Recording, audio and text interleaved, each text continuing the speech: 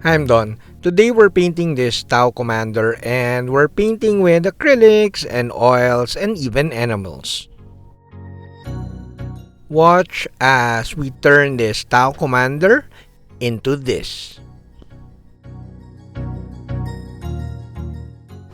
Hi, I'm Don. Welcome to my studio. This channel is supported by all these awesome brands. I'm an affiliate partner with PK Pro and my top tier patrons get a 5% discount.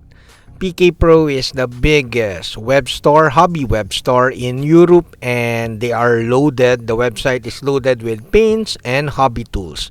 So if you like to support the channel, do use my affiliate link below.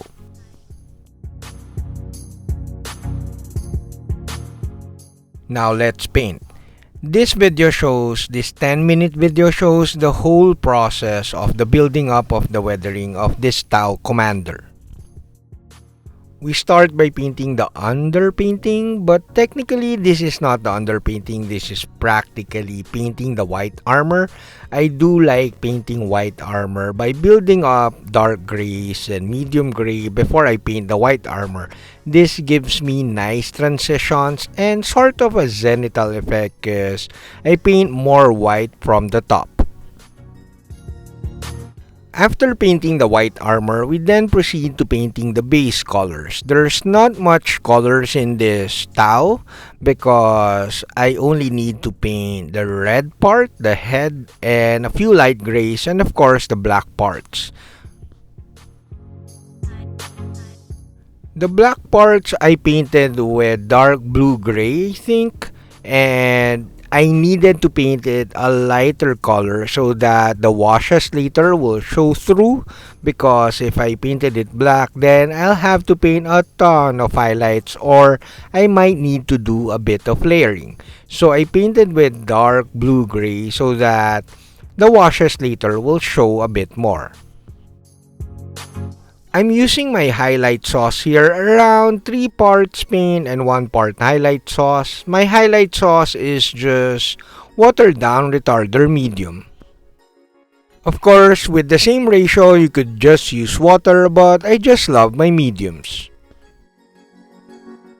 I also decided to paint the copper parts in NMM, non-metallic metal, instead of TMM, which I kinda struggle painting TMM.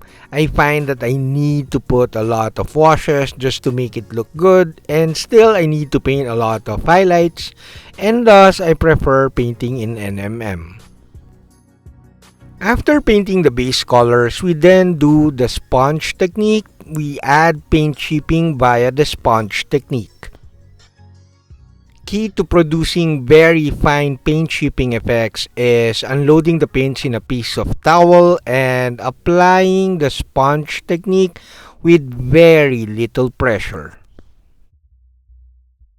Also, key here is to raise your pinky finger so that you have just kidding. I applied the paint chipping all over the model, but I applied a bit more on the leg areas. Once you're happy with your paint chipping with the sponge, it's time to connect the dots. I like calling this connect the dots. I might get a reply or comment at Facebook again that this is called lamb chop. So, kidding aside, basically I'm connecting the dots around the edges of the model to give more definition to the shape of the model. Also, we're practically connecting the dots, the chipping that we did with the sponge. For the red parts, I use Ghost Gray, a very light bluish color that would give definition to the red parts. After applying the the chipping effects, we now seal it with satin varnish or gloss varnish for the decal work. There are 2 ways to use the decal softener. You could mix it with the water that you place the decal in, or you could brush it on top of the decal once it's positioned on the model. I prefer the latter because I don't want the decal to soften in the water and it will be prone to breakage. Oh, by the way, when you're drying the decal work with a cotton swab, roll the cotton swab gently and do not rub the decal. After applying a liberal amount of decal softener on the decals, I let it air dry, but you could use a hair dryer if you like. I did not record it on film, I think, but I painted some chipping on top of the decal after the application. Now it's time for the fun part, the weathering. Today we're weathering with oils, but I do use oils a bit differently. I've seen really good results by just applying a ton of heavy washes of oil paints, usually burnt umber or Van Dyke brown or even black, and then wiping it off with a piece of cloth. I really like the results. I've seen a lot of awesome Grimdark work with a ton of heavy washes of oils, but I kinda like to follow a certain process. You can see in the video now I'm applying the panel lining with the Tamiya panel liner. In this way, this will dry already before I apply the oils, but this also cleans up with the same thinner that I'll be using with the oils, which is Gamsol. By painting or doing the panel lining first, I won't feel obliged to apply too many oil washes because I have nailed down the panel lining already. You'll see in the video that I kinda like using oil paints as oil glazes. I don't thin it too much with Gamsol, and I just thin it a bit and use it as glazes. They're like glaze paints for me, and I apply it via the two brush technique. I'll paint the glaze, I'll glaze over an area and blend the edges with a clean brush. So instead of applying a really heavy wash all over the model and wiping it off, and again that will yield you really good results, I like building up the weathering and the painting of oils via this method. I feel that I have a bit more control. It took me around a couple of hours as I slowly build up the weathering, and you'll notice in the finished build that I have more weathering around the leg and foot areas because I kind of like doing that even in Gunpla, where I feel that the weathering should be a bit more on the lower parts of the mecha instead of applying it all over the model.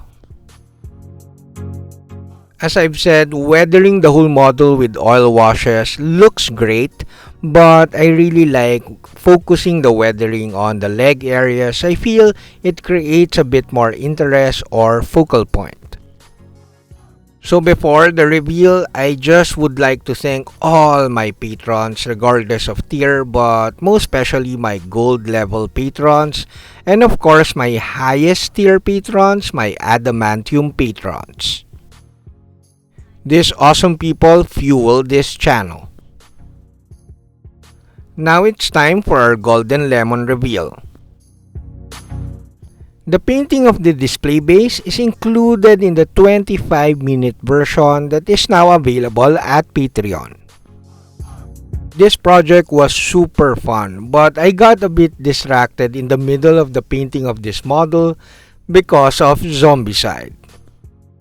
This project is basically my entry for our Grimdark collab with @GrimBoutique26 at Instagram. Do give him a follow because he does a lot of good, really great Grimdark stuff. This project was super fun. It has been a while since I weathered mecha, and I hope you found something or you found the video informative or entertaining at the very least. Thanks for watching, guys. More and more painting to come. That's it, Pansit. That's it, we're done. I hope you liked the video. Do like, comment, subscribe, and consider joining the channel so that you'll be part of our Discord community. Saludos!